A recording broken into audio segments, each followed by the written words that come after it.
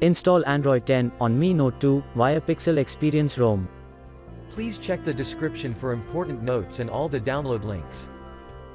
First download ROM and GApps packages, then transfer the downloaded files to the phone storage, link is in the description below. Step 2. Boot your device into TWRP recovery. Once in TWRP, click on Wipe, Advanced Wipe, and select the check boxes, as shown in the image, excluding internal storage.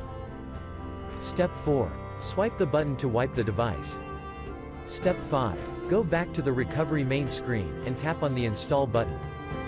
Step 6. Navigate to the storage, and select the ROM zip file. Step 7. Finally, swipe the button on the screen, to install ROM file. Step 8. Flash the GApps zip package, in the same manner. Step 9. After GApps flashing completes, select Wipe Cache and Dalvik from bottom left side of screen, and swipe to wipe. Step 10. When the flashing process is complete, hit Reboot System. That's it, you have successfully installed the ROM on your device.